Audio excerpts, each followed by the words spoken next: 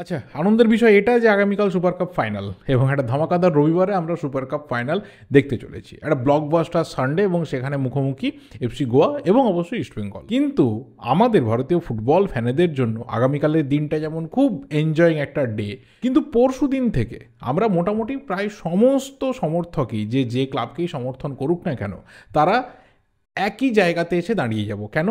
কারণ 8ই ডিসেম্বর থেকে আমরা একটা আনপ্রেডিক্টেবল সিচুয়েশনের মধ্যে এসে যাব বা একটা আনসার্টেন সিচুয়েশনের মধ্যে এসে যাব যে অ্যাকচুয়ালি কী হবে না তো এখন কেউ প্রেডিক্ট করতে পারছে, না তো কেউ কোনো রকম দিশা দেখতে পাচ্ছে। এখন সবাই বলছে দেখো লিগ হবে, আমরাও আশাবাদী লিগ হবে, ইন্ডিয়ান ফুটবলের একটা ফিউচার দেখতে পাওয়া যাবে, কিন্তু সেটা কবে থেকে, কীভাবে, কী ধরনের সিস্টেমে, কে দায়িত্ব নেবে, এবং অবশ্যই সবথেকে বড় কথা যে সবার চাহিদা, বিভিন্ন রকম তো চাহিদা রয়েছে, সবটা পূরণ করে ঠিক কিভাবে এগোনো যাবে আমরা জানি না। এবং আমাদের কাছে একটা আপাতত ডার্ক ফিউচার ইন্ডিয়ান ফুটবলের 8 তারিখ থেকে পড়ে থাকবে। তো সেই কারণেই বললাম যে কালকের দিনটা যেমন খুবই আনন্দের দিন আমাদের কাছে, পরশু থেকে আবারও একটা কোথাও অন্ধকারের দিন বা একটা কোথাও অনিশ্চয়তার দিন সামনে এসে যাবে। দেখা যাক সেটা কবে কাটে। মেন কথা বলবো অবশ্যই সুপার কাপের এই ফাইনালটাকে নিয়ে। কালকে অনেক কথাই বলেছি, আজকে খুব ছোট করে বলবো, খুব ডিটেলসে কিছু যাব না। কারণ আমরা জানি, আমরা প্রায় সবাই জানি যে কালকের ম্যাচে আমরা কি কি দেখতে পারি, সেটাকে একটু ছোট করে ডিসকাশন করা যায়। কিন্তু যেটা মেন ব্যাপার সেটা হচ্ছে যে সুপার কাপের ট্রফিটা এসে পৌঁছানোর কথা ছিল, মানে যখন দুটো টিম তারা প্রেস কনফারেন্স করবে বা দুজন ক্যাপ্টেন, টিমের কোচরা তারা এসে যখন ফটো সেশন করবে, ট্রফিটা তো ন্যাচারালি থাকে, এর আগে আমরা প্রত্যেকবারই তাই দেখেছি। কিন্তু আমাদের এখানে ইন্ডিগোর যে বিমান বিভ্রাট চলছে, তার জন্য দিল্লি থেকে সেই ট্রফি গোয়াতেই এসে পৌঁছয়নি। এবার এখানে দাঁড়িয়ে তুমি কাকে দায়ী দেবে সিরিয়াসলি আমার জানা নেই। কারণ অন্ততপক্ষে এটা সেমিফাইনাল যখন শুরু হচ্ছিল ঠিক তার আগেই যখন সবাই অ্যাসেম্বল করতে শুরু করে দিয়েছিল, তখনই কিন্তু ট্রফিটা এসে যাওয়ার কথা ছিল। বাট ঠিক আছে, কেউ হয়তো দায়িত্ব নিয়ে সেখান থেকে ট্রফি আনার কথা ভেবেছিলেন, সেই ট্রফি এখনও অবধি গোয়াতে এসে পৌঁছয়নি। তো ফটো সেশনে আমরা ক্যাপ্টেনদের সাথে ট্রফির ছবি বা কোচেদের সাথে ট্রফির ছবি দেখতে পাইনি। এবার এটা জেনে আমরা হয়তো আপাতত খুশি যে কালকে ম্যাচের আগে ট্রফি ঢুকে যাবে, মানে যারাই চ্যাম্পিয়ন হবে তারা কিন্তু ট্রফি নিয়ে সেলিব্রেশন করতে পারবে। আদারওয়াইজ আমি জানি না কী হবে, হয়তো গোয়ার কাছে যে একটা রেপ্লিকা রয়েছে সেটা নিয়ে সেলিব্রেট না করতে হতো। যাই হোক, যেটা মেন ব্যাপার যে ম্যাচের কথা, ম্যাচ আপাতত কীরকম হতে চলেছে বা কোন কোন প্লেয়ারের দিকে বা কোন কোন প্লেয়ারদের ডুয়েলের দিকে আমরা মেনলি তাকিয়ে থাকবো। তাহলে একটু প্রথমে দুটো টিমের পসিবল লাইন আপের কথা বলি। তাহলে যদি গোয়ার কথা বলি, গোয়া ঘরের মাঠে ম্যাচটা হোস্ট করবে। গোয়াতে দুজন প্লেয়ার কিন্তু মিসিং থাকবে, তবে ওরা সব থেকে বেশি মিস করবে সন্দেশ ঝিঙ্গানকে। উইদাউট সন্দেশ ঝিঙ্গান ডিফেন্সের উপর কী প্রেশার আসে এটা আমরা সবাই জানি। গোলে ঋত্বিক তিওয়ারি ডেফিনেটলি ভালো ফর্মে রয়েছে, দুটো সাইড ব্যাকে বরিশ এবং আকাশ সাঙ্গওয়ান ভালো ফুটবল খেলছে। সেন্টার ব্যাকে পল মোরেনোর সঙ্গী কিন্তু রনি আগের দিনকে ছিল।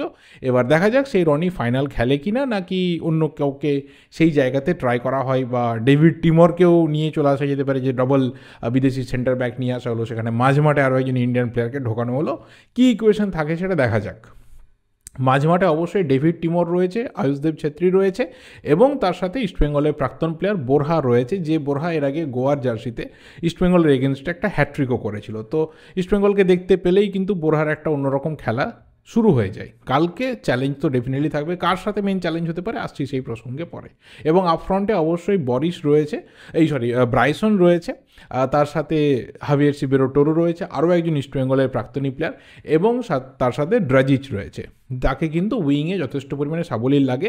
এবং এই গোটা টিম লাইন আপটার মধ্যে মেনলি যদি গোয়ার কোনো প্লেয়ারের দিকে আলাদা করে নজর রাখো, তাহলে সেটা কিন্তু ব্রাইসনের দিকে রাখো। আগের দিনকে যে অ্যাঙ্গেল থেকে যেভাবে গোল করেছিল এবং আল নাসরের বিরুদ্ধেও যে গোল করেছিল, তো তার প্রোফাইলটা যথেষ্ট এই মুহূর্তে হাই।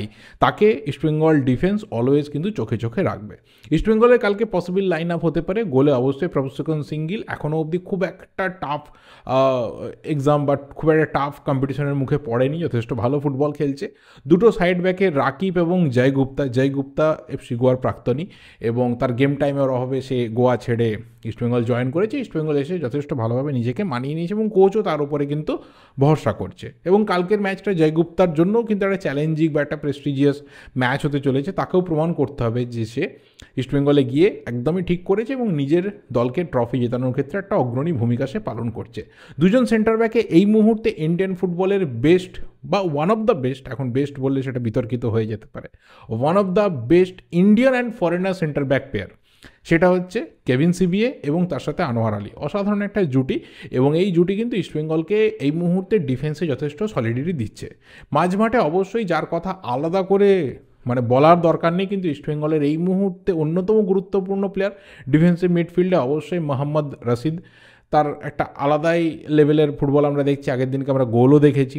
একটু সামনের দিকে সেন্ট্রালি বা অ্যাটাকিং রোলে সাউল ক্রেসপো, যে মেনলি বক্স টু বক্স রোলটা প্লে করছে, এবং তার সাথে the most creative midfielder in East Bengal Miguel Figueira. এই তিনজন বিদেশি মিডফিল্ডার নিয়ে অবশ্যই ইস্টবেঙ্গল নামবে।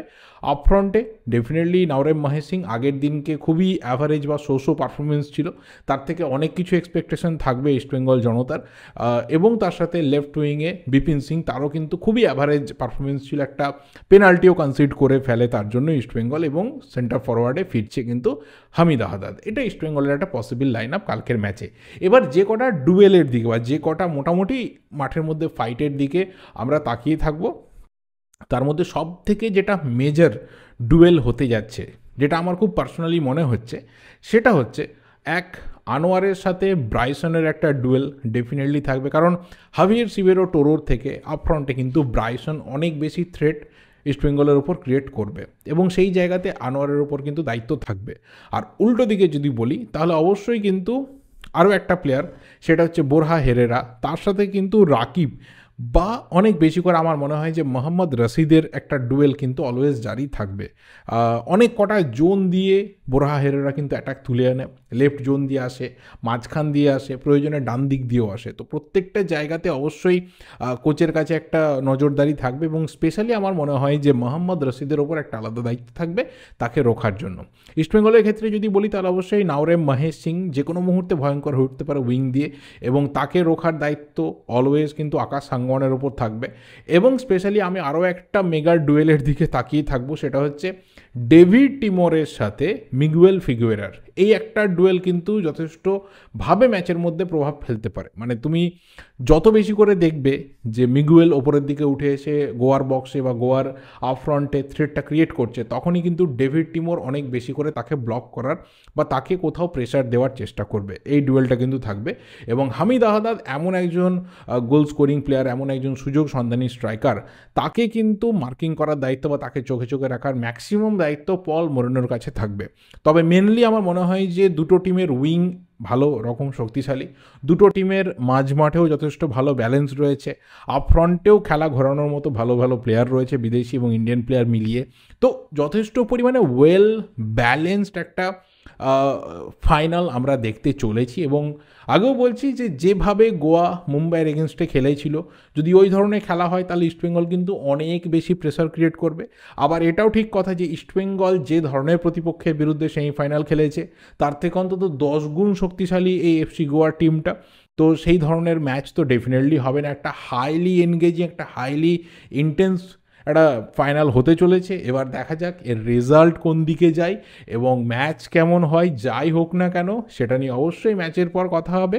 আর তোমাদের কালকের ম্যাচ নিয়ে কী কী ওপিনিয়ন রয়েছে, কী কী এক্সপেকটেশন রয়েছে, এবং অবশ্যই তোমাদের প্রেডিকশন কি রয়েছে, সেটাও কিন্তু করতে থাকো। যে তোমরা কি স্কোর লাইন দেখতে চাইছো, সেটাও কমেন্ট করে জানিও। ভিডিওটা এখানেই শেষ করলাম, এর থেকে আর বেশি কিছু আমার ডিসকাশনের নেই, বলার নেই। ভিডিওটা ভালো লাগলে লাইক করো, শেয়ার করো, কমেন্টটা বেশি বেশি করে করতে থাকো, প্রেডিকশনগুলো করতে থাকো। দেখা যাক কার প্রেডিকশন মেলে।